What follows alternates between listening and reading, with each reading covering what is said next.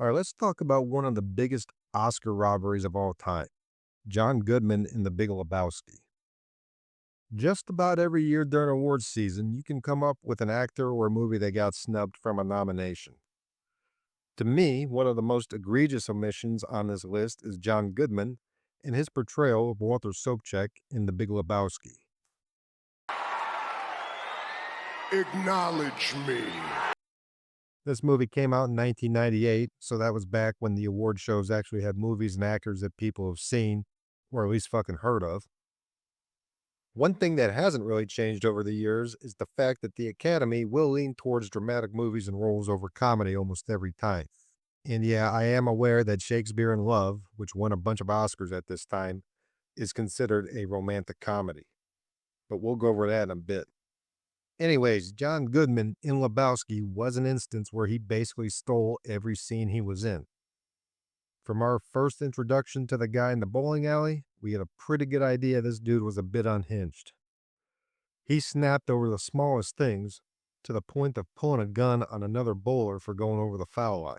And everything, whether it was pertaining to him or not, was always somehow related to his time in Vietnam.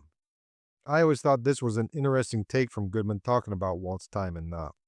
I always wondered if Walter ever really served. I think he was in the rear with the that's gear. Now that may explain Walt's constant need to remind everyone of his service, or maybe he just had some real bad PTSD.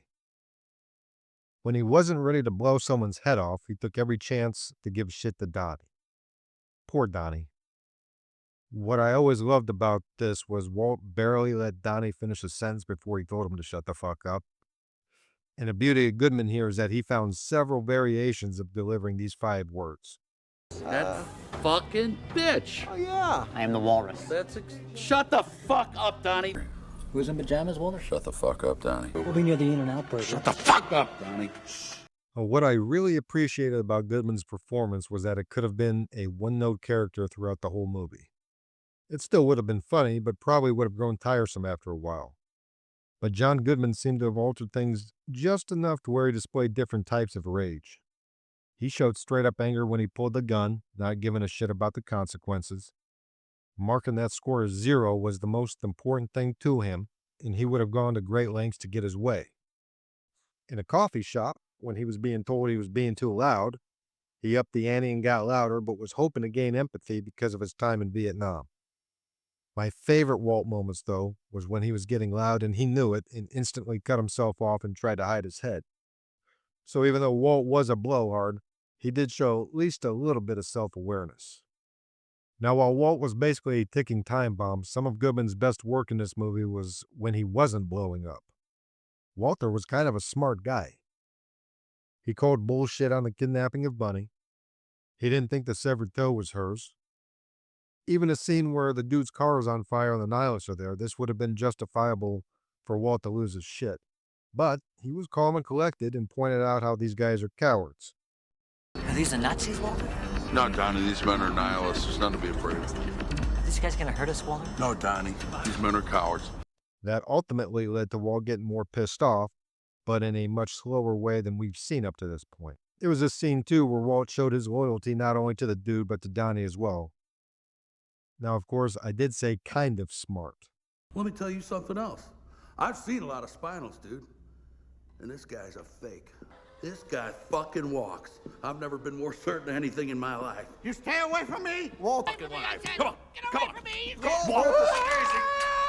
Put him down, man. Yeah, I'll put him down, dude. Up to him, baby.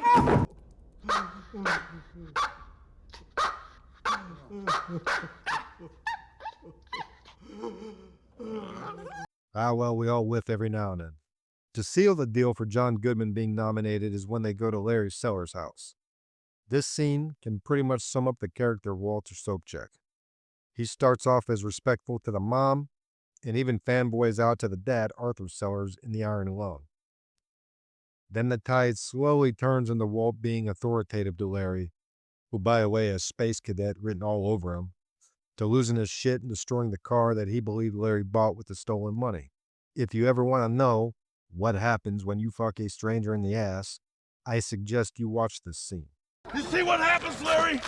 You see what happens when you fuck a stranger in the ass? That's what happens. Do you see what happens, Larry, when you fuck a stranger in the ass? John Goodman came to play that day, and it was fucking brilliant. Not only should Goodman have been nominated, but you can make valid arguments for the movie itself for Best Picture, Jeff Bridges for Best Actor, and at least an original screenplay nomination for the Coen brothers. But this was the year that something called Shakespeare in Love took all the awards. I haven't seen it. Reviews I have seen about it seem mostly positive, but I think all those awards nominations were a bit of a stretch. And the fact that it beat Saving Private Ryan for Best Picture, This is bullshit! I have no idea how or why it was the Academy darling that year, but I suppose this guy has something to do with it. I've heard that he had some pull back in the day. I'm not sure what he's been up to lately, though. So if we take a look at the 1999 Academy Awards list of nominees for Best Supporting Actor, it's actually a pretty impressive list. Impressive. Most impressive. James Coburn, who won, Ed Harris, Billy Bob Thornton, Jeffrey Rush, and Robert Duvall. These guys are well established, they're great actors, I don't want to take anything away from them.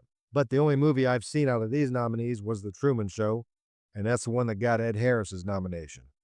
Ed Harris is a great actor and probably a badass. Did do one, that's right. That. No, because what is that?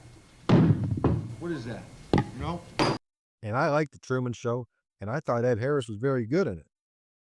But would you honestly say that his character was more memorable than Walter Sobchak? It's not even close.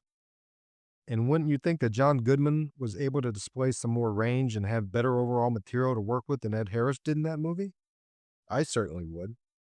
But every movie these actors were nominated for here were more so in the drama category, except Shakespeare in Love.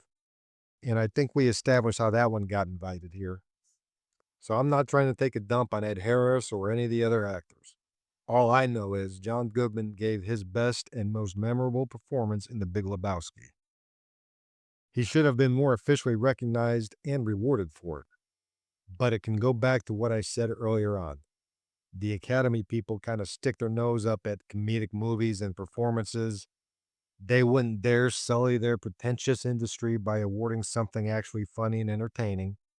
You treat me like a dog and you expect me to smile? You remind me of a jackass. All right, I gotta go. The old lady just ran over a squirrel and she's distraught. She wants to give the rodent a proper burial, and I think she's being talked into buying a casket for the thing. Oh, God. But just because we're bereaved doesn't make us sad.